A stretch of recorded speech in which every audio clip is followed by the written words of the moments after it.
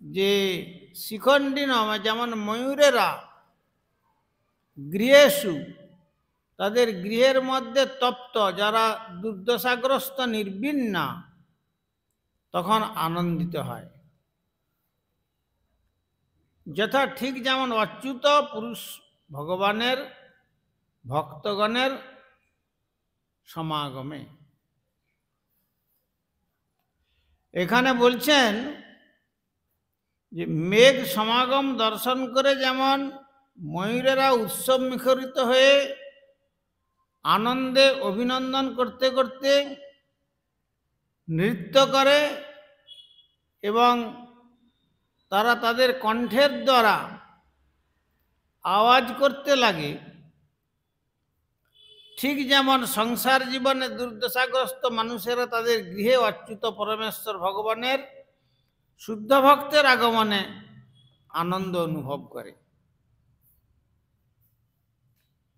বর্ষাকালের মেঘ যেমন শ্রীধাম বৃন্দাবনে যখন ময়ূর এবং ময়ূরীর পক্ষে বিশেষ একটা আনন্দমুখর পরিবেশ গড়ে তোলে,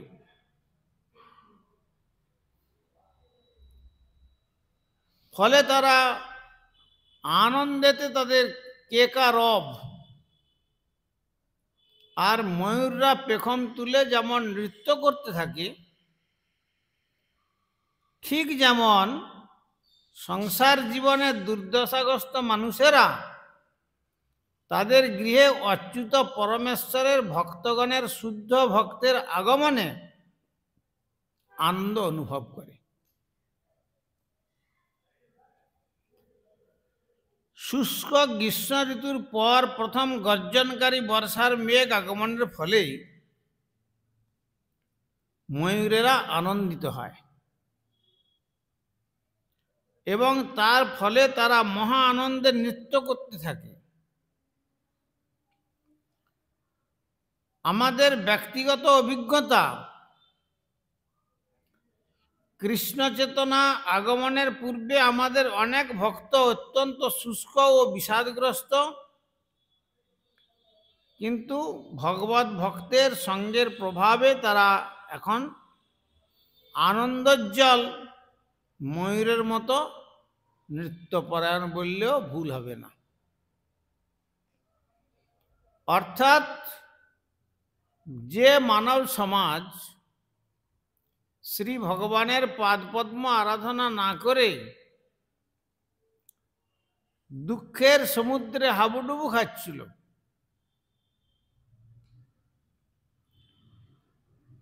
কিন্তু কোনো ভাগ্যক্রমে যখন শুদ্ধ ভক্তের পবিত্র সান্নিধ্য লাভ করবার সৌভাগ্য লাভ করে ভগবত কথানন্দে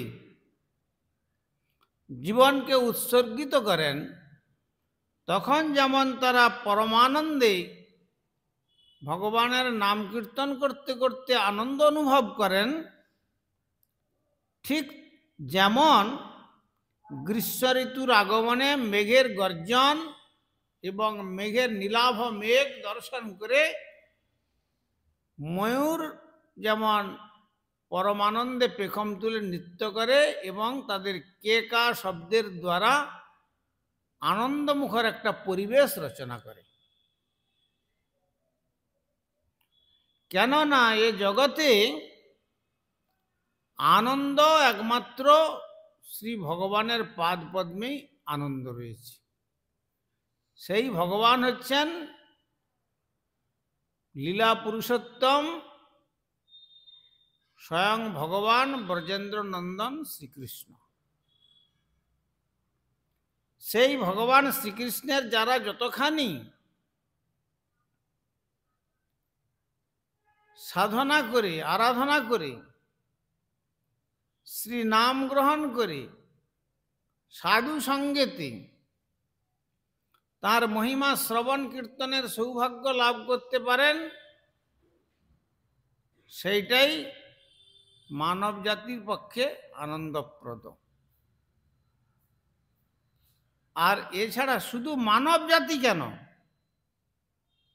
সকলের জন্য, সমস্ত প্রকারের প্রাণীর জন্য ভগবান শ্রী গোবিন্দের নাম তাদের আনন্দপ্রদ। সুধাম বৃন্দাবনে শ্রী ভগবান গোচারণে যাচ্ছেন, তৃণগুল্ম লতা বৃক্ষরাজি, তাদের ফুল পত্র, সেই কণ্টকাকীর্ণ পথ, তারা তাদের বৃক্ষের ফুল এবং পত্র দিয়ে সেই রাস্তাটিকে সুকোমল করে দিচ্ছে, যাতে ভগবান শ্রী গোবিন্দের অতি সুকোমল চরণেতে কঙ্কর কণ্টক আদি বিদ্ধ হয়ে তাকে কষ্ট না দেন। হরিণকুল তারা বংশীধ্বনি শ্রবণ করে তারা নাচতে নাচতে এসে শ্রী ভগবান গোবিন্দের যেন গুণমহিমা শ্রবণ করে আনন্দ লাভ করছে। যমুনার জল বংশীধ্বনি শ্রবণ করে যখন যমুনার তরান্ত কুঞ্জে শ্রী গোবিন্দ বংশীধ্বনি করছেন, তখন যমুনা সুন্দরী তিনি যেন নীল শাড়ি পরিধান করে তরঙ্গের উপর তরঙ্গ উদ্বেলিত করে যেন তার হৃদয়রূপী কমলকে ভগবানের চরণে উপহার প্রদান করছে। কমলোপহারা শ্রীমদ্ ভাগবত বর্ণনা দিচ্ছেন। উজান বইছে, স্রোতস্বিনী সাধারণত নিম্নগামিনী, কিন্তু ভগবান শ্রী গোবিন্দের বংশীধ্বনি শ্রবণ করে যমুনার জল উপর দিকে বইছে, উপর দিকে যাচ্ছে। আর তরঙ্গের মধ্যে নৃত্য করতে করতে যেন তরঙ্গ মানে যমুনার তরঙ্গ যেন মনে হচ্ছে তিনি নীল শাড়ি পরিধান করে আনন্দিতে নৃত্য করতে করতে গোবিন্দের চরণে এসে কমলকে উপহার দিচ্ছে। এইভাবে দেখা যাচ্ছে যে সমস্ত প্রাণী, উদ্ভিদ, জীবজগৎ তারা সকলেই ভগবান শ্রীকৃষ্ণের পাদপদ্ম লাভের জন্য আকাঙ্ক্ষিত এবং তার দ্বারাই কেবলমাত্র আনন্দ লাভ হয়। এই জন্য উপনিষদে বলেছেন আনন্দময় ভ্যাসাজ, সেই আনন্দময় পুরুষের অনুশীলন করবার কথা বলেছেন। সেই আনন্দময় পুরুষ হচ্ছেন ভগবান সর্বাবতারী লীলা পুরুষোত্তম ব্রজেন্দ্র নন্দন শ্রীকৃষ্ণ।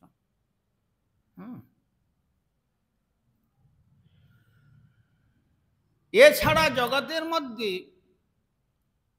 যত রকমের মানুষ আনন্দের অন্বেষণ করুক না কেন, সেখানে আনন্দের পরিবর্তে তারা সেখানে দুঃখই তারা লাভ করে। কিন্তু সেইটাকে জগতের এই মহাচ্ছন্ন জীব সুখ বলে মনে করে। কুর্বান দুঃখম প্রতিকারম সুখবান মন্যতে গৃহী, দুঃখের প্রতিকারটাকে সুখ বলে মনে করে।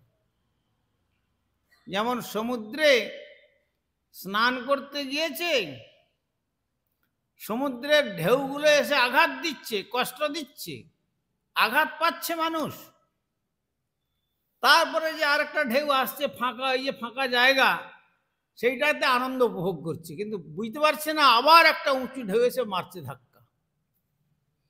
তেমনি এই জগতে একের পর এক আমাদের কেবল দুঃখের সমুদ্রের তরঙ্গের মতো দুঃখ সাজানো আছে। আজ এক রকমের দুঃখ, কাল আরেক রকমের দুঃখ।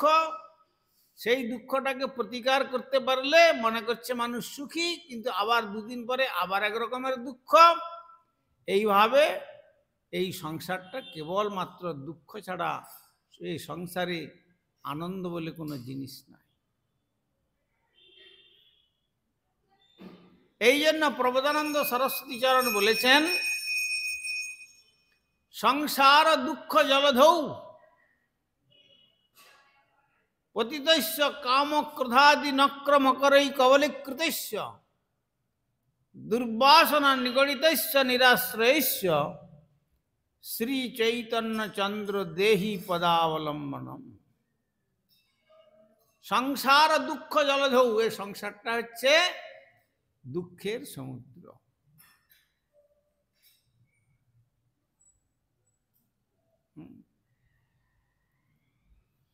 সমুদ্রের মতো দুঃখ। সমুদ্রের যেমন গভীরতার পরিমাপ করা যায় না, জলের পরিমাপ করা যায় না, পারাবার নির্ণয় করা যায় না, তেমনি এই সংসারটাতে দুঃখের কোনো পরিমাপ করা যায় না। কত রকমের যে দুঃখ মানবকে প্রদান করছে তার কোনো সীমা নাই, সীমাহীন।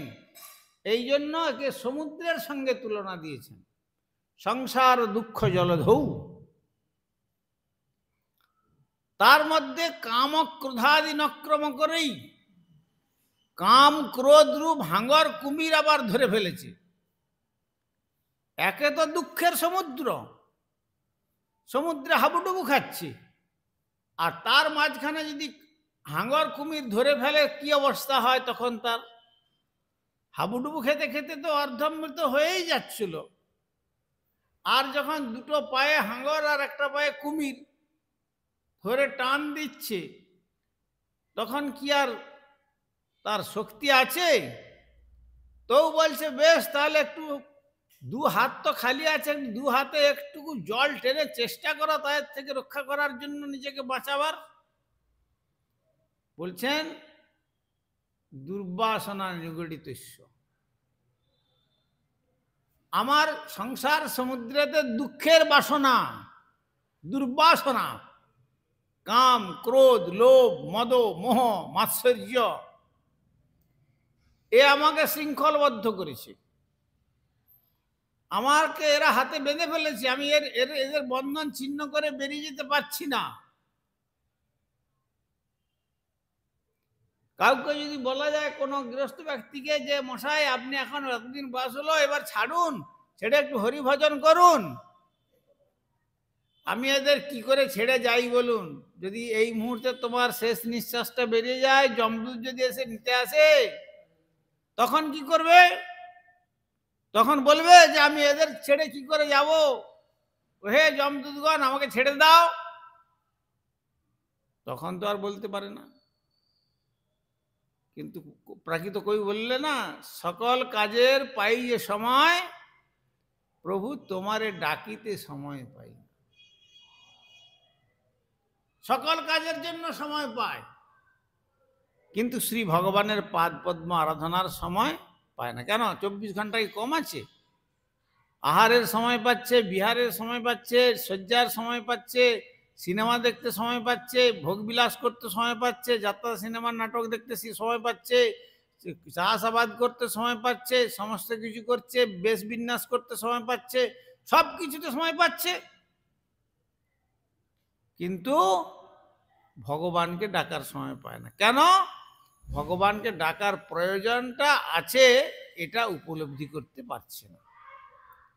সেইটা উপলব্ধি করতে কি করে পারবে? সেটা একমাত্র উপলব্ধি হওয়ার সম্ভাবনাটা আছে কোথায়? ভগবানের নিজজনের যখন সঙ্গ লাভ হবে, তার ফলে আমাকে ভগবানের আরাধনা করতে হবে।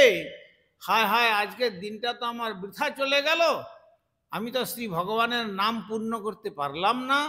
তখন অন্তরে দুঃখ আসবে। ঠিক আছে, আজকে রাত্রিতে যেটুকু বাকি আছে সেই নাম পূরণ করে তারপরে নিদ্রায় যাও। আমাদের একজন গুরুভ্রাতা ছিলেন, আপনি জানবেন হয়তো, তমলুকের আমাদের নরেন্দ্রনাথ পড়ুয়া। আমরা একাদশীতে আমরা যেতাম, এই কি বলে মায়াপুর থেকেও যেতেন, রিসার্চ থেকে যেতেন, আমি খড়গপুর থেকে আসতাম একাদশীতে। আর তারপরে 1 মাস ধরে দামোদর ব্রত পালন হতো, সেখানে শত শত লোক একত্রিত হতেন। রাস পূর্ণিমার দিন প্রায় 2-3 হাজার লোক প্রসাদ পেত। আমরা দেখতাম যে পাঠ কীর্তন করে এসে তারপরে প্রসাদ পেয়ে শুয়ে পড়তাম। কিন্তু তিনি তার খাটের উপরে বসে আর বসে বসে হরিনাম করতেন। একদিন রাত্রি 1টার সময় উঠে দেখি হরিনামের শব্দ কোত্থেকে আসছে, দেখলাম তিনি হরিনাম করছেন। বলে এখনো হরিনাম করছেন? বলে হ্যাঁ, কি করবো, সংখ্যা নাম গুরুদেব বলেছেন এখন পূর্ণ করতে পারি নাই, সংখ্যা নামটা পূর্ণ করে ফেলি, তারপরে বিশ্রাম করব।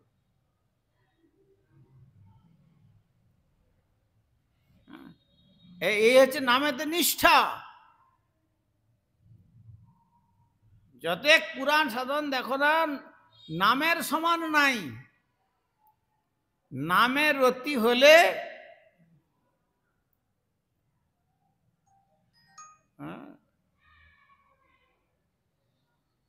নামেতে হরিকে পাই।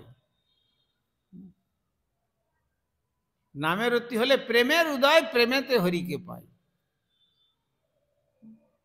অতএব সেখানে নামে যদি আমাদের রতি না হয়, নামের মালা যদি আমরা করতে কষ্টবোধ করি, নামে যদি স্বতঃস্ফূর্ত অনুরাগ যদি না হয়, তাহলে জানবে যে আমাদের জীবনের সবটাই বৃথা, সব বৃথা।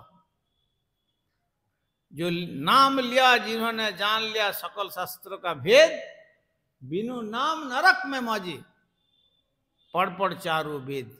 वेद वेदांत उपनिषद भागवत गीता पुराण सब कंठस्थ करा हलो, किंतु गुरुदेव जो प्रथम बोलेছেন যে তুমি নাম করো, সংখ্যাপূর্বক নাম করো, সে নামটা করলো না। অতএব সেই নাম না করতে পারলে তার পরিণামটা কি হবে? বললে বিনু নাম নরক মে মাঝে। আর আমাদের নরক থেকে উদ্ধার করবার মতো কেউ নাই। তাই শ্রী ভগবান কৃপা করে কলিকালে নাম রূপে কৃষ্ণ অবতার। নাম হইতে হয় সর্বজগৎ নিস্তার। তাই যারা বুদ্ধিমান ব্যক্তি তারা শ্রী নাম গ্রহণ করেন, তারা গুরুপাদ পদ্মে থেকে বা গুরুপাদ পদ্মের আশ্রয়ে থেকে গুরুদেবের উপদেশকে একবারেই অক্ষরে অক্ষরে প্রতিপালন করে তারা ভগবানের শ্রী নামেতে জীবনকে উৎসর্গ করেন, তারাই সৌভাগ্যবান। আর যারা নামকে বাদ দিয়ে আর সমস্ত কার্য করলেন, বলছেন তাদের সব জীবনটা বৃথা। যেমন আমাদের বাবাজি মহারাজকে দেখি, তার ঠিক সংখ্যাপূর্বক তিনি নামটা করে যান। আমাদের সত্য গোবিন্দ প্রভুকে যেমন দেখি, ঠিক যথারীতি নামটা পূরণ করে তারপরে বিশ্রাম করেন। এই রকম যে দেখা যায়, এই নামেতে যদি যত অনুরাগ বাড়বে, ততই আমাদের এই জগতের আকর্ষণটা কমবে এবং ভগবানের অনুকম্পা লাভ হবে। বঞ্ছাকল্পতরুভ্যশ্চ কৃপা সিন্ধু ভৈবচ পতিতানাং পাবনেভ্যো বৈষ্ণবেভ্যো নমঃ। হরে কৃষ্ণ, হরি বল। হ্যাঁ আসুন।